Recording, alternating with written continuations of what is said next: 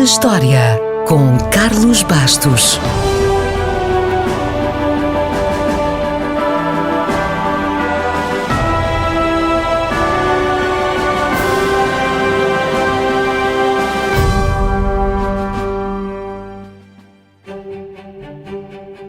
A 13 de janeiro de 1404, a Lei dos Multiplicadores foi aprovada pelo Parlamento inglês.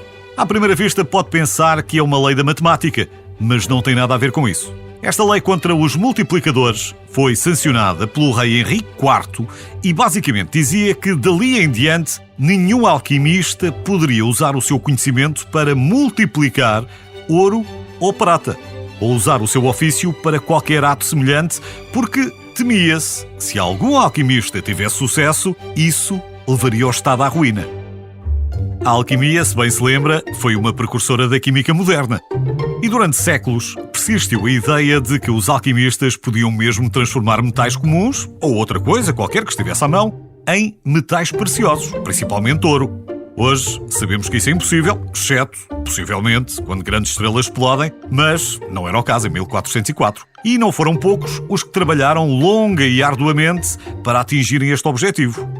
Portanto, a lei não foi aprovada para impedir que as pessoas desperdiçassem o seu tempo em algo que poderia nunca funcionar, mas sim por medo de que realmente a tal multiplicação pudesse mesmo funcionar. Ora, a última coisa que um rei medieval queria era que alguém ficasse tão ou mais rico do que ele e que pudesse perturbar a ordem económica ou que pudesse mesmo ocupar o seu lugar. Ainda assim, havia uma brecha na lei que permitia que os aspirantes alquimistas pudessem obter uma licença para tentarem a sua sorte. Mas a licença era tão cara que não há registro de nenhum pedido. A lei contra os multiplicadores só foi revogada quase 3 séculos depois, em parte devido aos esforços de Robert Boyle, um dos pais da química moderna, que, surpreendentemente, ou talvez não, também era um alquimista habilidoso. Afinal, tudo tem de ter um princípio. E esta história dos alquimistas e da pedra filosofal, apesar de não ter qualquer fundamento científico, foi o princípio das experiências em laboratório. Na verdade, os alquimistas ocidentais acreditavam que a pedra filosofal poderia transformar metais comuns em metais preciosos, ou acreditavam que poderiam criar um elixir da vida, que, se não garantisse a imortalidade, poderia pelo menos curar algumas doenças.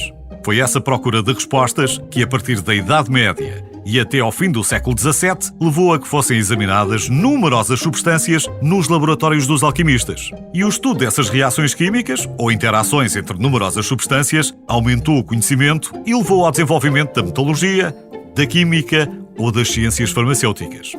Em suma, os alquimistas nunca descobriram como transformar ferro em ouro, mas abriram portas a todo um universo de conhecimento muito, mas muito mais valioso.